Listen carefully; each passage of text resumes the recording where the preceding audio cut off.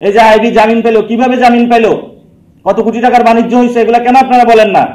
অনেকে কথা বলে এনসিপি নাকি চাঁদাবাজি করে, বৈষম্য নাকি চাঁদাবাজি করে।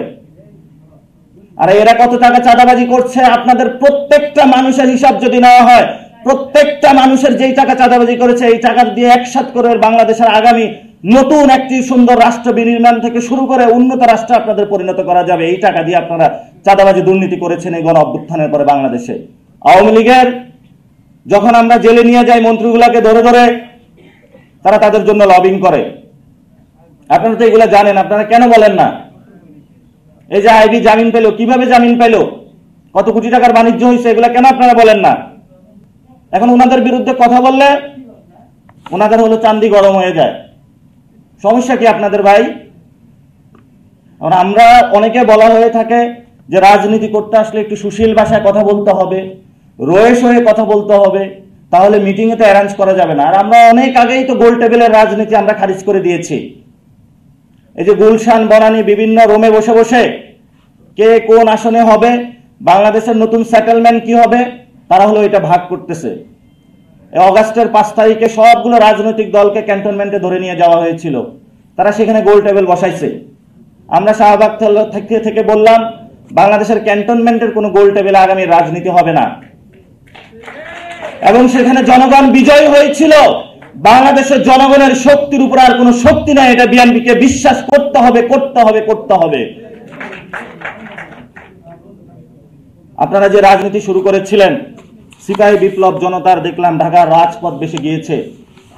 তা আপনারা যে নভেম্বরে বিপ্লব করলেন, বিপ্লবের ফসল কি? বিপ্লব দিয়ে তো কোনো কিছু পরিবর্তন করতে পারলেন না আপনারা। বাংলাদেশে একটা পরিবর্তন আপনারা করতে পারলেন না। একটা সামরিক কু হলো, সামরিক কুয়ের একটা ফায়দা একজন লুটলো, নাম দিল হলো বিপ্লব এবং সংহতি দিবস।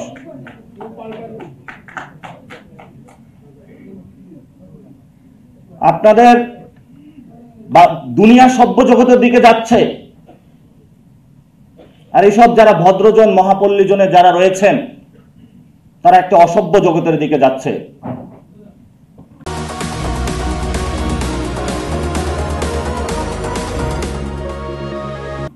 এখন আমরা নতুন করে দেখলাম যে ইসলামিক যে দলগুলো রয়েছে এর মধ্যে সুন্নি, তারা তো আওয়ামী লীগের সাথে ছিল, হেফাজতে ইসলাম বিএনপির সাথে ছিল, কিন্তু হেফাজতে ইসলামের যখন লাশগুলো সাপ্লাই একের পর এক পড়তেছিল, কই সেদিন তো বিএনপির একটা নেতাকেও আমরা উকি দিতে দেখি নাই। সাপ্লাই যখন আমাদের আলেম ভাইরা এখানে একের পর এক শহীদ হচ্ছিল, আপনারা তখন গুলশানে বসে অন্যান্য আওয়ামী লীগের সাথে ব্যাংকের ভাগ বটোয়ারায় ব্যস্ত ছিলেন। আলেমদেরকে এটা বুঝতে হবে। নতুন করে তারা আলোচনা নিয়ে এসেছে যে জামায়াত ইসলামের হলো মওদুদি ইসলাম এবং ওনাদের একটা হলো মদিনার ইসলাম। একই সাথে বক্তব্য দিলেন সালাউদ্দিন সাহেব। আর মদিনার ইসলামে আপনি চাঁদাবাজি দুর্নীতি কোথায় থেকে পাইলেন?